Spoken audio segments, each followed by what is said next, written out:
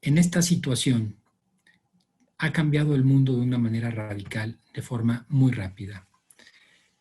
Estamos frente a lo que se ha denominado el gran confinamiento.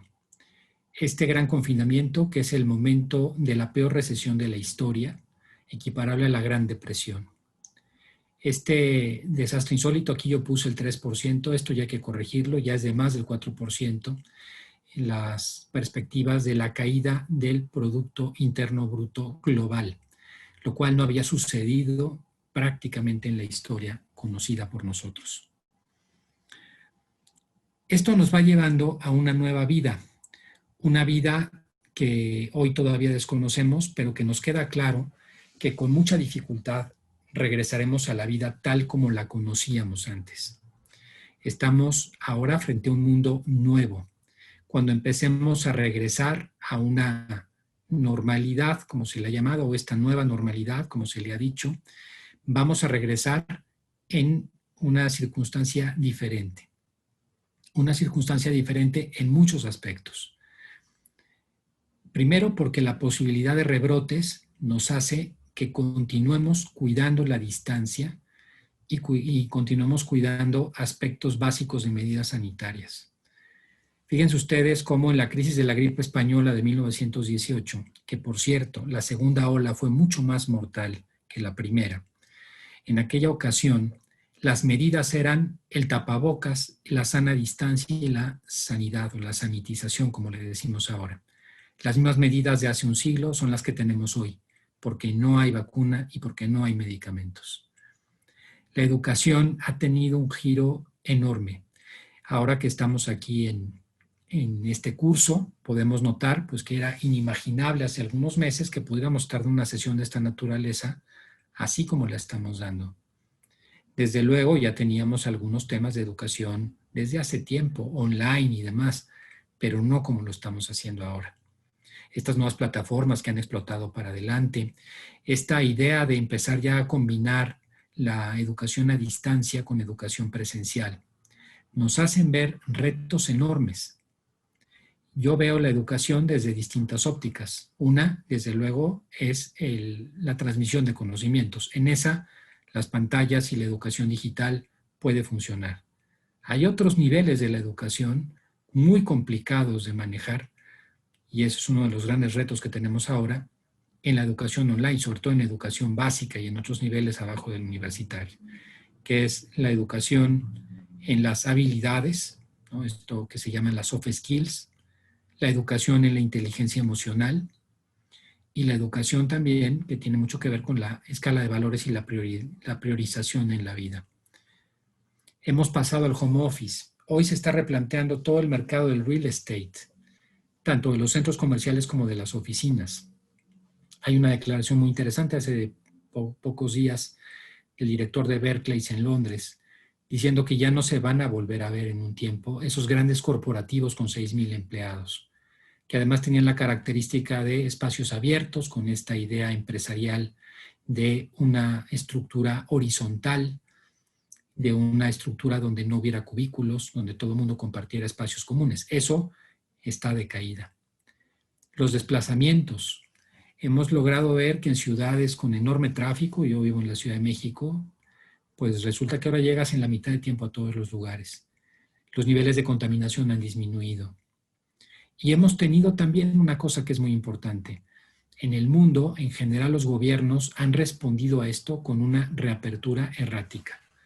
Hay reaperturas que no han sido lo suficientemente consistentes en políticas públicas. Reaperturas que por la presión económica de ciertos sectores, han abierto antes de tiempo y han tenido rebrotes. Estamos en un momento ahí, en el país ahora, pues con el sistema de los semáforos, con una disputa política importante entre las entidades federativas y el gobierno federal de México. Aquí, esta nueva normalidad nos ha llevado, entre otras cosas, a que aquellas cosas que no nos imaginábamos, ahora son la nueva normalidad, y aquellas cosas que eran lo normal, hoy han desaparecido. En la revista del New York Times, ¿quién se iba a imaginar que la portada iba a ser una enfermera? Les paso este breve video de la UNESCO.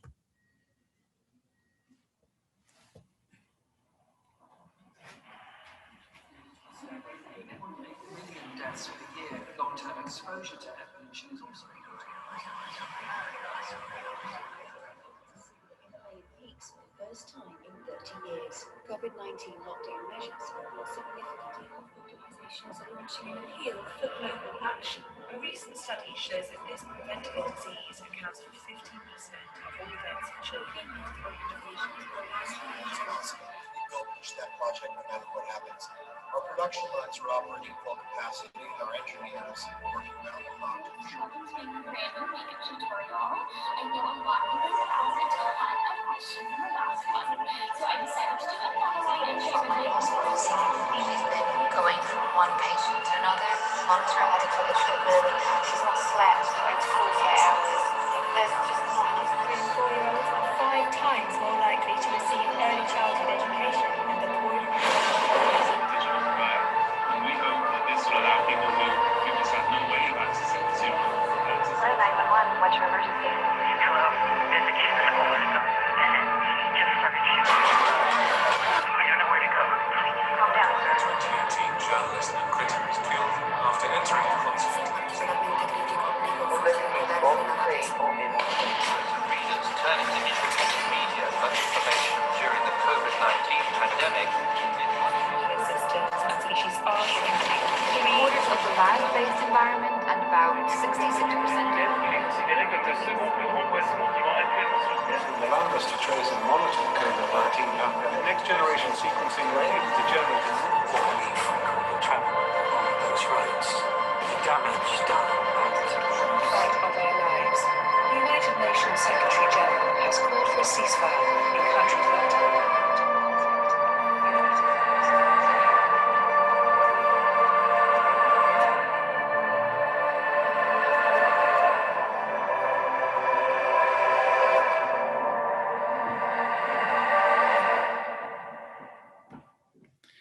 Pues sin duda, esto podríamos decir que es un mundo nuevo. De repente, en pocos meses, el mundo nos dio la vuelta.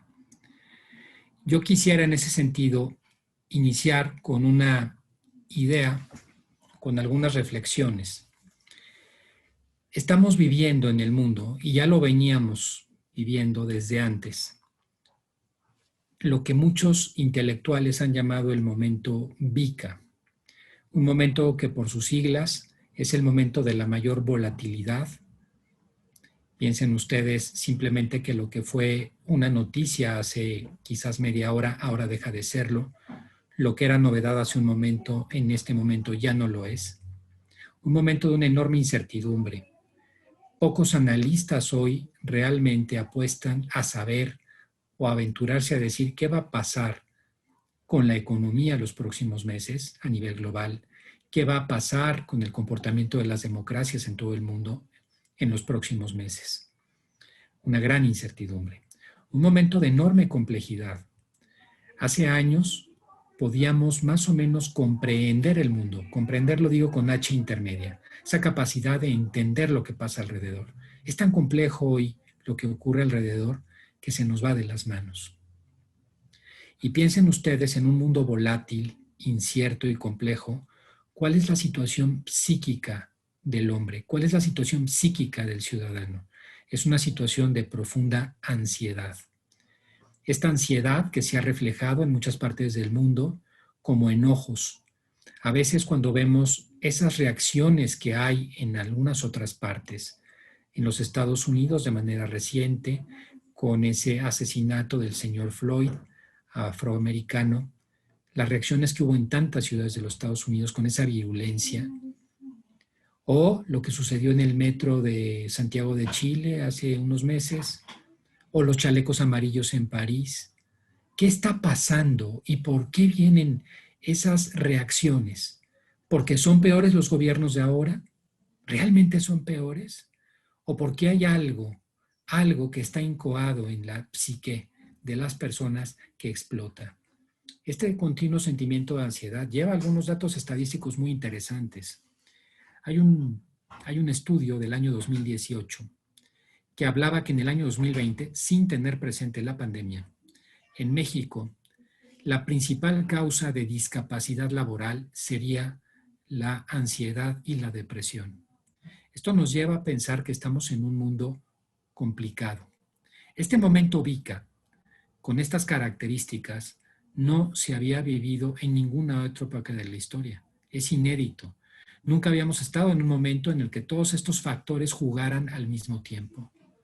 Un mundo con estas condiciones nos pone muchas dificultades de gobernanza, muchas dificultades de gobernabilidad. Y esta es la situación en la que ya nos encontrábamos antes de entrar a la pandemia. La pandemia lo que hizo fue venir a acentuar una situación en la que ya estábamos y que ya era de suyo verdaderamente complicada. Ese momento VICA, lo que ha traído junto con la pandemia ahora en la sociedad, lo que para mí es quizás el punto clave, el punto de fondo que les quiero transmitir, una gran confusión.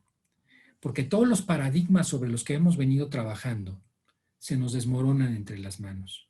Porque las cosas que pensábamos, el mundo que conocimos hace un tiempo, hoy ya no está. Y al mismo tiempo, no sabemos qué hacer. No sabemos qué hacer. Ya desde antiguo, desde los textos antiguos, se decía que el peor castigo para el hombre era estar confundido, con esa palabra, confundido. Porque la confusión te produce una problemática para tu propia identidad. Tú, como persona, si estás confundido, es difícil que expliques tu papel en el mundo y para qué estás hecho. Y esto, pues realmente significa que si los ciudadanos y las personas tienen esa problemática, con mayor motivo al momento de construir sistemas políticos, se vuelve muy complicado. Hoy hay muy pocas propuestas realmente innovadoras, propuestas serias. Parece que los modelos que teníamos, estos que ustedes han escuchado tantas veces, más Estado, más mercado, derecha, izquierda, tanto política como económicamente, más regulación, menos regulación, todo eso que teníamos ha mostrado que no da más de sí, o aparentemente no da más de sí. Y entonces no tenemos más soluciones.